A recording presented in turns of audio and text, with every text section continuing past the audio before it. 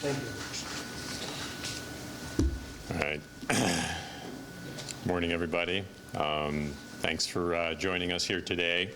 It's nice. I look forward to getting to know you over the next weeks, even in this interim role. Going to make a few remarks and then happy to take a few questions as well. So first of all, as the president said, I've been named the interim athletics director as of yesterday afternoon. So just give you a little bit of background about me. You may have seen the release. You may have seen a little bit about me. But during my 3 years here at Georgia Tech in my role as chief of staff and also being a member of the Georgia Tech Athletic Association board, I've had the opportunity, or I've played a role in oversight and governance of the athletics program. So I've seen a little bit of the program. I know some of the coaches. I know some of the staff, and I'm going to build on that experience in this role. Well, at George Mason, while the athletic director was a direct report to the president, he reported to me functionally on a day-to-day basis. So I have some experience there as well in providing oversight for intercollegiate athletics. I was also a student athlete, Division III, but I lettered in 3 sports, baseball, football, and track.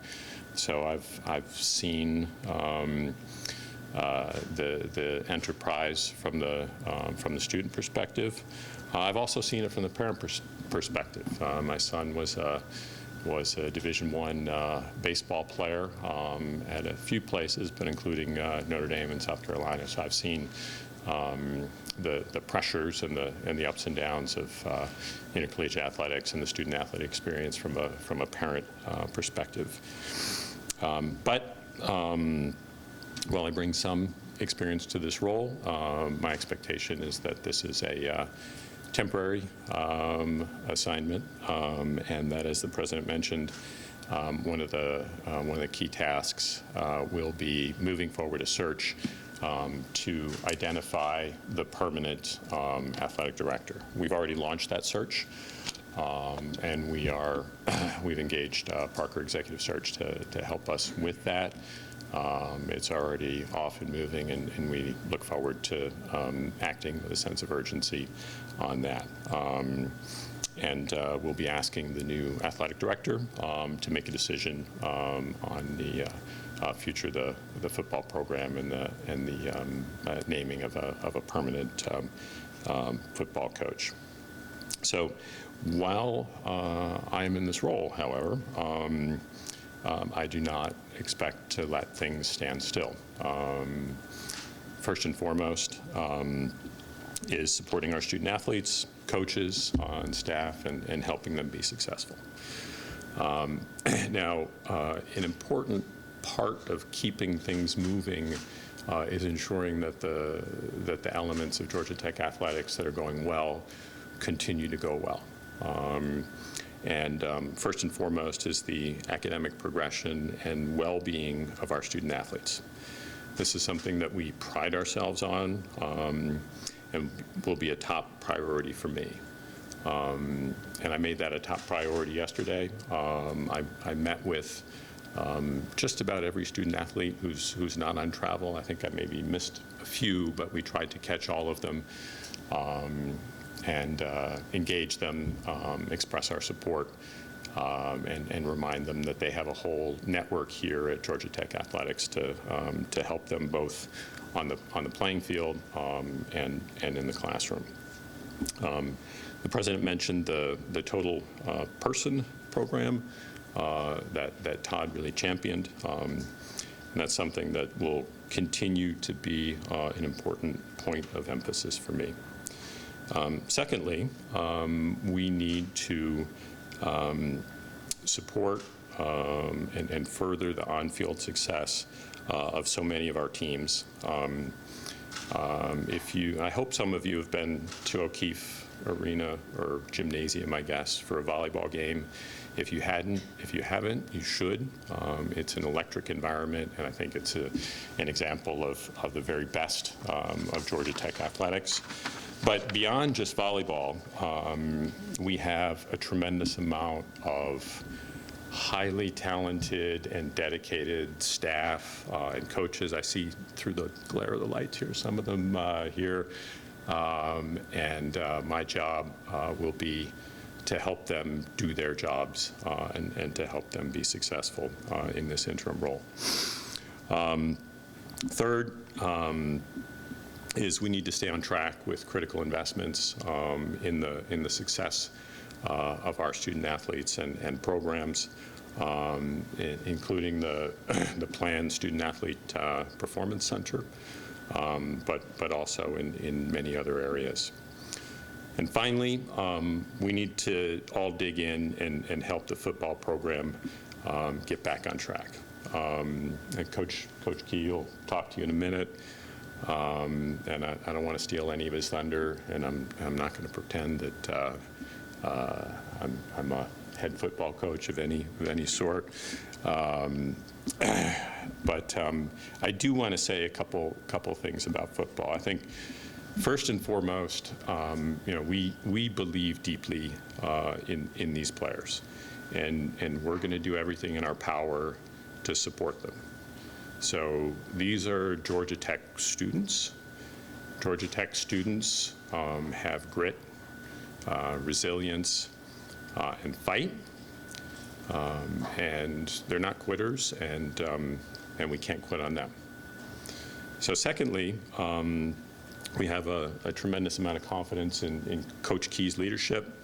I got to meet with him multiple times yesterday. I got to meet with the football staff yesterday, as well as the players, and we'll do everything that we can to support him and the rest of the coaching staff. And with that, I'd be happy to take a few questions. If you could, please raise your hand if you have questions so we can get you a microphone. Also, if you could, please introduce yourself and the outlet that you represent so Frank can start putting names with faces. So right over here, Kelly. I'm Kelly Quinlan. I work for Jackets Online, part of the Rivals Network. I'm just curious, kind of what are the traits that you and President Cabrera and the rest of the people involved in the AD search are going to be looking for from that person? Kind of what are sort of, I guess, the bullet points of what you want to see? Right. Yeah, great question. And this is something that we've discussed and will continue to discuss over the next couple of weeks. I think, first and foremost, we want somebody who represents the values of Georgia Tech. I think that's a foundational point. I think secondly, we need somebody who understands the complicated and fluid nature of the college athletics landscape. I mean, we've seen so many sort of tumultuous changes in the past year, NIL, transfer portal, and it's really had a tremendous impact on how everybody does their jobs, how we lead, how coaches recruit, et cetera, et cetera. So somebody who understands that and can navigate that way, that landscape successfully, I think is number two. Number three is it's somebody who knows about college football and can lead the football program. And then of course there are the other pieces, but I think those those three are probably the top of the list. Next, Ken. You've sort of answered it, but I just want to make sure. Is college athletics administration experience going to be a prerequisite? Because often I know that there's been a trend of looking for people outside of the field. So yeah, so we're not going to unnecessarily narrow the funnel right at the beginning. I mean, I've hired dozens of senior college administrators, vice presidents, provosts, executive vice presidents, et cetera, over the last dozen or so years. And the one thing I've learned is, don't restrict your options until you have to. That said, Ken, I think we all just, as you know, as I just mentioned, like this is a complicated business, right?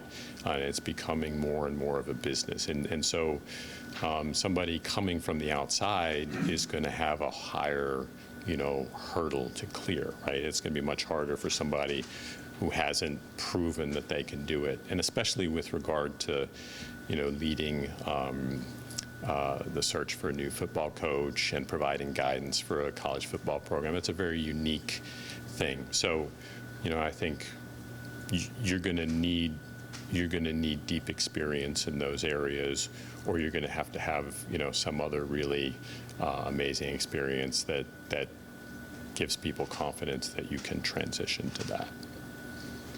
Yeah. Rod McKenzie with 247 Sports. Do you feel it's important to have the AD in place before you go looking for a new coach, or is that important to you? And do you have a timetable for how fast you want to get that done? Yeah, great question, and absolutely we want to have it's sequential is our plan. I hate to give timetables because but our planning hypothesis is to do this quickly and to do it in order to give a new athletic director some time to see this current football season, at least the tail end of it. Any more questions for Frank? Michael?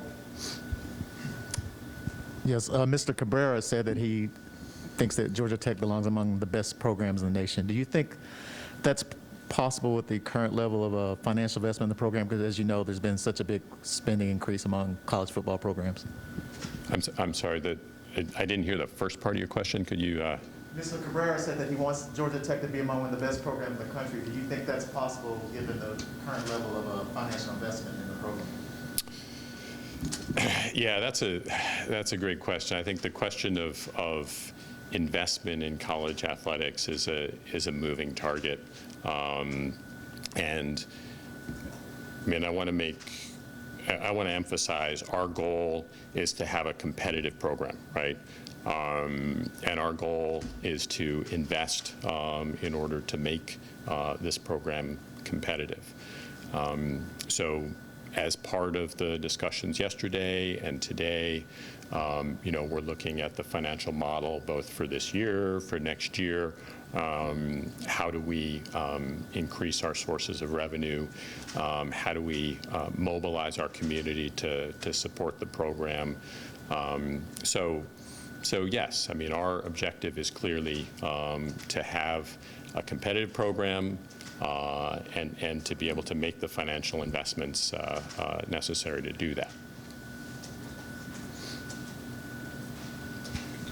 Paul? Frank, Paul Newberry from Associated Press.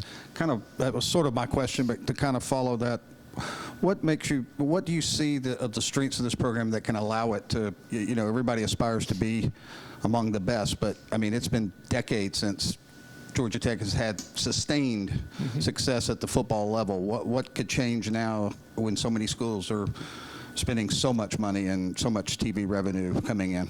Yeah, it is definitely a tricky, financial business at this juncture. I think, you can, however, the fluidity of this environment, comes with risk. It also comes with opportunity. I think we've seen programs turn themselves around very quickly. Again, because of the transfer portal in particular. I think Tennessee is kind of an example of a program that really flipped things around. I mean, I'm not making any specific predictions on this, but I think the expectation that things can change if you bring in the right people and you create the right support around the program. And I think the one thing that's been very clear to me in my 3 years here at Georgia Tech is how deeply Tech supporters support and believe in the school, and they want to believe in and support the program. So we need to give people reasons to believe, right? And that's what this is about. And we are confident that the support, that has always been there, but I think that has been dented a little bit of late, will resume. We're also starting a capital campaign, $2 billion, actually $2+ billion capital campaign, in which athletics is going to be a prominent part. We have very generous donors who have supported us with facilities, including the Student Athlete Performance Center.